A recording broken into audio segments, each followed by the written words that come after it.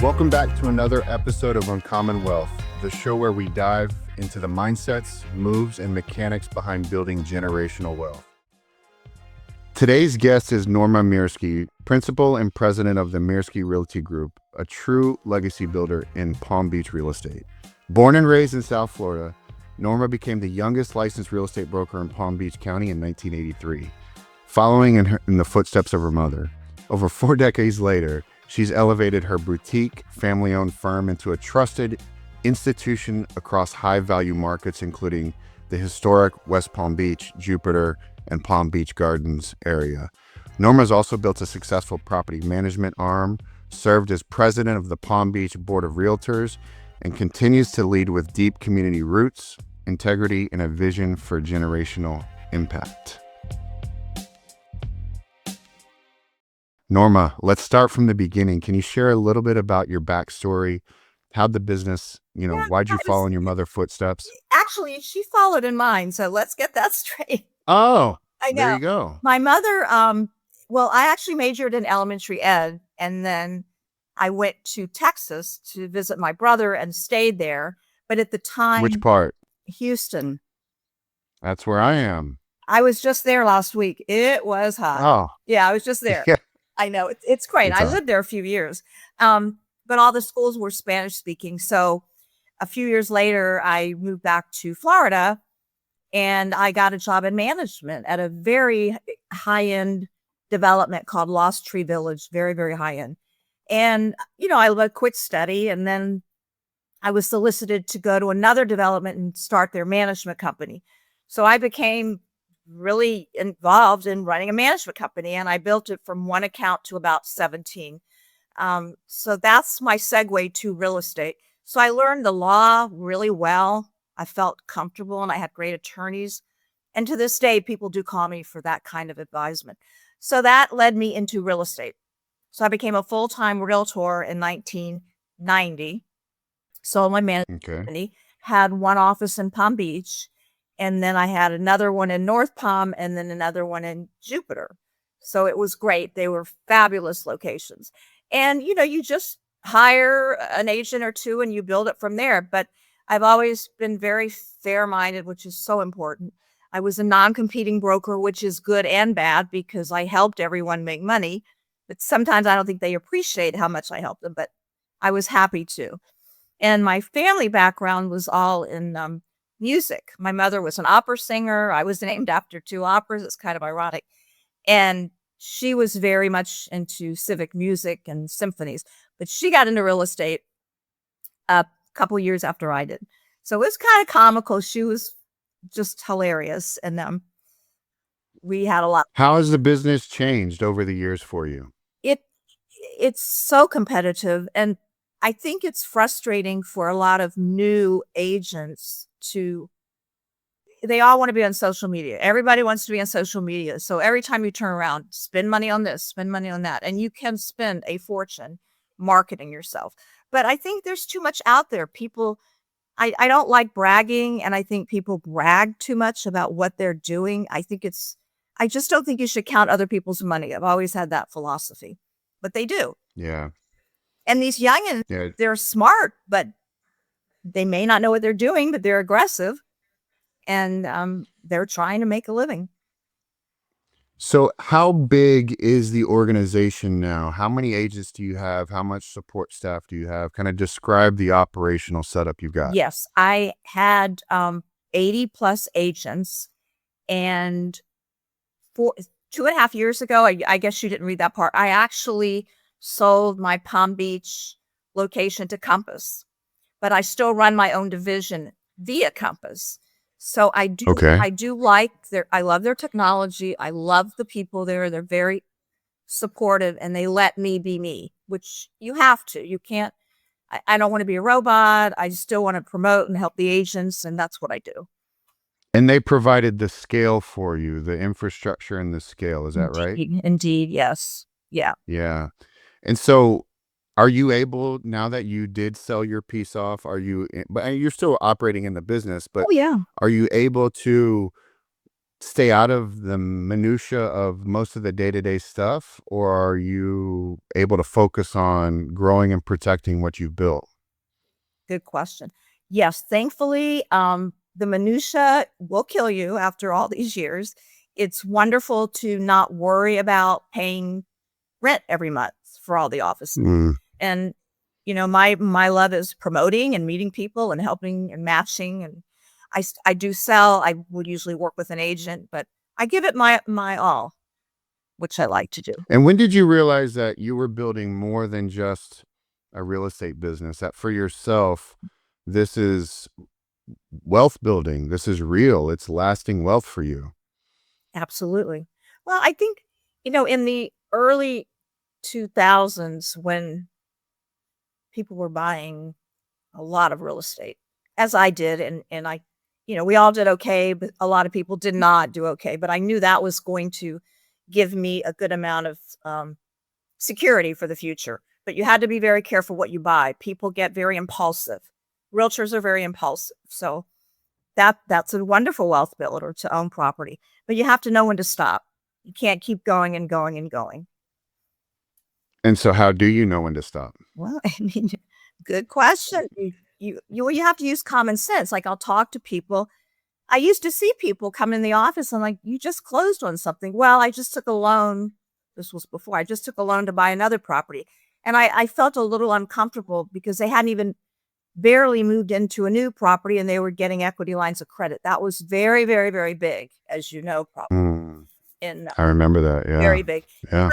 I could feel it. And now real estate since the pandemic, amazing, but I mean, double the amount that it was from 2017, the majority of places. It is crazy, the price appreciation across almost every single market for real estate. Now, I just read this morning, Houston is having a problem with foreclosures. I think that was In the single families, or in which? probably, but I'd have to. It was interesting, but I know they have a huge market. So Huge market. I wouldn't be surprised. And I follow ITR Economics. It's a economist. I don't know if you've heard of them, but they're projecting almost something close to the Great Depression in 2030. So it'd be 100 years removed from the Great Depression. But oil. all of this legislation and all of the maneuvering with the Fed and the interest rates and everything, all that proverbial can kicking that's been kicked down the curb for all these years, at some point is going to have to come home to roost. And ITR is suggesting that it will all come to a head somewhere around 2030, and that the foreclosures is going to skyrocket, Yep. right? That there's going to be so many people that have way too much home for what they're making, and that the opportunities, Warren Buffett said, when everyone's running out, it's a time to run in. I So, love him. I uh, love him. yeah. Yeah. And then it's just a difficult time. So that leads me to my next question. What's one belief about wealth or success that's completely changed for you over the years? I've never been one to keep up with the Jones or a showy person, but I know many, many, many people and friends that are, and they are living beyond their means. And I say, listen, you don't have to live in a country club community and pay 200,000 a year. Yeah, I think they're finally getting wind that they need to make a decision too. But there's a lot of new money, and new money is more showy. I'm sure you know that. The biggest and the best. And some people you can't teach that to. That's just how they feel. But I love Warren Buffett. I love it. He lives in the same house, the same car. He reminds me of my younger brother. It's just so funny. Very ultra. There and he has that mindset Yeah. where it's, when everyone's running out, you run in. When the markets are bleeding, you invest more and more and more, as long as everything's fundamental. And real estate will always be fundamental. Now, how Yes. people finance it is Yeah. a completely You're separate right. issue. And, You're right. I'm in the life insurance business. So life Ooh. insurance will always be fundamental. Mm-hmm. How you pay for it may not be, right? And so that's That's something that I've always found interesting, the parallels in our two industries. Very good. As a bit as a business owner, Norma, some business owners that I've had as clients, they view their company, their business as their retirement plan. They're waiting to sell it. Now, you've already sold off your business, you've had some exits, but others try to build wealth separately. While the business is doing well, they try to diversify with, the success that the business is doing. How do you think about that for yourself? I think it's a smart move, but I think you have to be very careful. I have had other businesses on the side. You just have to be mindful. You can't overdo it. And I also believe the faster you climb up the ladder, you fall just as fast. That's just my feeling. Um, I think you need to be frugal and mindful, but yes, you need to take risks. We all need to take risks to be successful. But just be careful if you're going to invest in another business because you need to be aware. Exactly. And so the challenge is, how do Mhm. you, I guess for some of these business owners, is we tend to get so excited about certain opportunities. And then when we present it with the opportunity, we got to hurry up and make a decision, because what if the opportunity passes us by or we miss our chance? Can you speak to that at all? I mean, we've all been there. I've been there, and I'm in such an impulsive business, but I don't think you really need to do that. I mean, I have one idea that I would love to do, and it's not difficult, but I just want to take my time. I don't want to rush into it, but it would be a good offset. But another thing is real estate companies now have ancillaries now, like all of them. They own part of a title company or part of a mortgage company. You have to divulge that to people. Or they get rent from other vendors. And that's happened a lot because real estate companies have changed with the idea of, okay, I'll give you 100% commission. And then, excuse me, and then I'll just charge you a transaction fee. And I'm like, how can how can you possibly do a good job as an owner broker when you're not making any money? So they never are available. Like I made myself and make myself available 24/7. But they're all into just getting numbers. It's getting 1,000 agents times 295 a transaction or whatever it is, and that's how they're making money. And they're making money off the masses. Correct. So That's it. it's not about quality, it's Nope. about quantity. Nope. Just bring in the deal and and there's plenty of people that will sue you for a lot of things.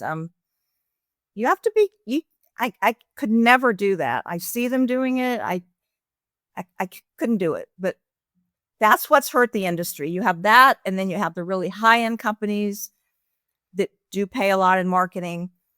Um, And where do you guys fit into that? yeah, that's good. I think we're right where we in the middle. Like I think it's a very high class company, but um, they're fair and setting their standards and commissions. And then I've always been very fair. But for me to say, oh, have 100%, if you're going to go broke, you can't do it. And the rents have Yeah. gone up every year, even though I was checking last week, they may have come down a tad, but in Palm Beach, I was paying $68 a foot. They're high. Their rents are high. And Yeah. 100, Yeah. yeah. It's not, How do I don't you, know if it's the real world, but it's our world. next question, how do you think about creating liquidity or flexibility so you can choose your next chapter without being locked inside of the business? It's very good question. I can say that, first of all, I don't believe in retirement. I never have. I think I've seen too much of it. People retire and then they don't feel like they have a purpose. You have to keep on with a purpose. My passion is helping people, but you scale down. You don't have to go in at 8 o'clock and get home at 9 o'clock, 10 o'clock. You do it on a lesser scale. And that's what makes me feel very good. I don't want to be some of these people that they're literally killing themselves and then they keel over. I don't find Would you say that you're effectively living your retirement right now? I mean, you had an exit a few years ago. You work at the pace you want to work. You pick up the deals you want to pick up. Are you doing that now? I feel like I am. That's awesome. Yeah, and then, like, my all, I Congratulations. love it. I love helping people. They know that. They know that that's who I. And your business, like mine, is cerebral and um educational, and it's also relational, right? And so it doesn't, thank God we're not in a business that requires us to move heavy things every day. Oh We my don't have to gosh. literally break our back, right? So Yes. as long as you can think and communicate and build relationships with people, why would you stop, right? Why would you, especially if you can make some money from it? I think you again, you have to have a like, my mother always taught me that you have to have a passion. I mean, it's not about the money. I don't look at I'm not like the average, oh, I'm going to make so much money. I don't even look at that. I wait to get it closed and then figure all of that out. But I know you have to do that initially. Um, Yeah, but you're well beyond but that. the money follows. Do the Yeah. right thing, the money follows. But I think I see a lot of people that have gotten out of businesses and they're very sad. And I don't play golf. Hmm. I can only work. You're in the wrong state to not Oh, play I golf. know. I can only work out so much. But it's important. You know, Yeah. I've worked with people over the years. I'm 25 years in the financial Oh, services. I specialize exclusively on life insurance and high ticket life insurance cases now. But in my earlier years, I would see a blue collar person retire. In fact, it happened to one of our financial advisors at the time too. I'd see people retire at 59 and a half or 60, 62, 65. And within a year, a completely healthy person has a terminal illness I or died, or they just stopped because they stopped moving, their brain stopped know. working, they just relaxed. They went from working all the time to full on relaxation mode. And it's not funny, but it's sad that when your brain stops. So to your point, why would you ever stop, Yeah. No, right? whatever it is, you must keep doing something. A purpose. We have to have a purpose to keep living. And A yes, hundred you percent, can't just say I'm going to quit and 100%. travel and drink all day. That's not the answer. No, it's not. Yeah. And the wealthy, Norma, in the life in this country have been using life insurance as a financial tool for decades, Yeah. just like they've been using real estate as an asset. What have you done using permanent life insurance to help continue your legacy, create a legacy, reduce taxes for the business or personally over the years? Well, we do have policies if that's what you're asking. Um, you mean what type of Were there any strategies behind it? I'm sure, but I'd have to really go back and look because it was so long ago. But I know, do you specialize in any particular one or do you do term? Do you No, I specialize in really just complex life insurance structures. We do term insurance all the way through permanent. We do it for buy sells for businesses, key man for businesses for their employees. We use it as executive retention tools, executive bonus plans, That's good. synthetic equity, or just philanthropic or estate planning purposes as well, because when you're uber successful and you die with more than what the government feels like is too much, they tax you on those dollars after you die. So we just help create liquidity for families or businesses. There's an interesting book out. I don't know if you've heard of it. It's called Die with Zero. Die with Zero, and it's really about people with too much money and they're obsessed with money and they don't need to be. And enjoy your life, help your children while you can, but people get obsessed with it no matter how much they have. Do you see that? Yeah. Yeah. Oh, I see it all the time in my business, Yeah. right? Because they can use $1 to buy $1,000. If you think about what an insurance policy is, you pay a premium, and that premium is very small relative to the benefit. And they think about how do they put that back into their legacy, their estate, their family planning. Yes. No, it's very much viewed as an investment. And I do see the fascination slash obsession with everything they do. But I also do see a lot of philanthropic. I see a lot of good that comes from it. It's forced goodness Yes. because they want to save money on taxes. Right. And the way you save money on taxes is you become very philanthropic. Yes. But I don't care whether it's forced or not. As long as there's philanthropic, Very endeavors important. happening, I think it helps everybody out. I agree. It's right? very important. If your kids or family were listening to this, or your grandkids were listening to this, and 20 years from now, what's one lesson you'd want them to take away from your approach to wealth and legacy? Well, they have been taught values, and you go through that with especially teenagers. Everything is expected, and you give them the values that you must work hard. You can't take it. You can't take for granted what you're given. You can't take for granted that we're here to help. We're not here to enable you, but a lot of parents do. It's a fine line, and they know that. They know that they are very independent, but it's not easy. No, it's not easy. No, it's not. One of my favorite wrap-up questions, and then we'll do a quick lightning round. But one of my favorite wrap-up questions, and how many years exactly in the business are you? Became a real estate broker in 1983. Yes, a long So that makes it 40 maybe? I don't even know. 43, 42 years? Yeah, I Okay. mean, full-time 1990, so that would be 35 years. Okay, so we'll do 35 Do years. 35. What's something you know now about business or wealth that you wish you would have understood 35 years ago? That takes some thought.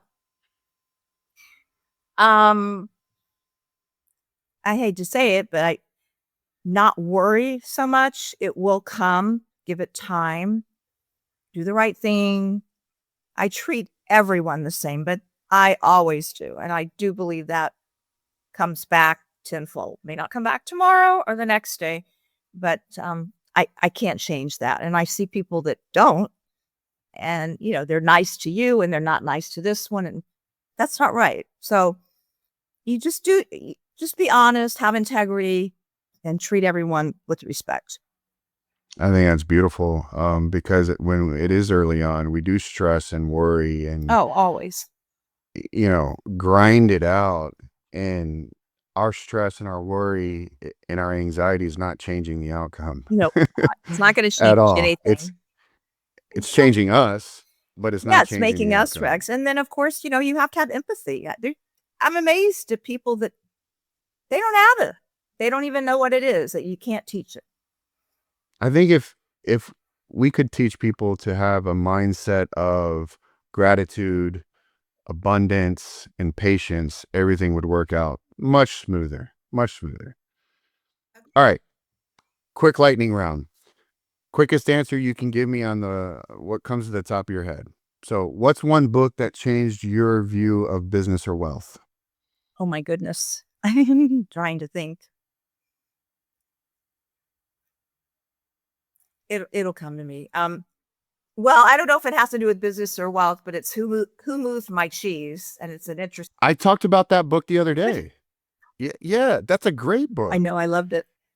It's a really good I book, know. and for those of you that haven't read that Yeah, book, I'm looking at my bookshelf to see if I can that's so find it. funny. You have to, as a business owner, Yeah. you have to be able to be flexible Yes. and Yes. don't fight the change, embrace the change. Some people are just overly rigid. They're not going to change. That's how they are.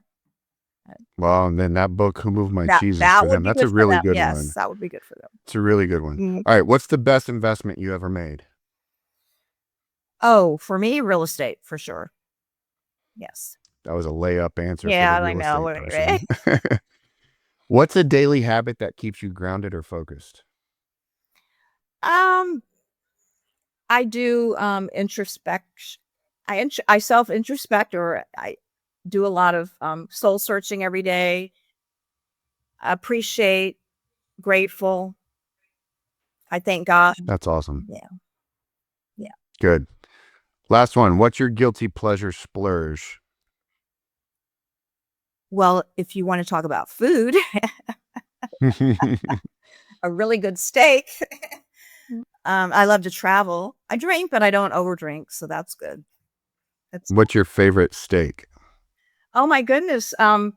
There's some great places, and you Capital Grill is really good. They do a good job. Their special is good, and I like. I There's some good places. Yeah. They're good. Norma, what you've built is both rare and inspiring. I mean, your personality, your philosophy, how you view things, your experience. Mhm. I mean, it encaptures what entrepreneurship can achieve when you stick to it Yes. and you persevere and you thrive and survive. Thank you for sharing your journey on Uncommon Wealth. I hope we can continue the conversation offline if you want, and about how legacy and scale and stewardship intersect and approach your business. But congratulations on all your success. So lovely speaking with you. Thank you so much. All right. Thanks, Norma. Bye-bye. Thank you. Bye.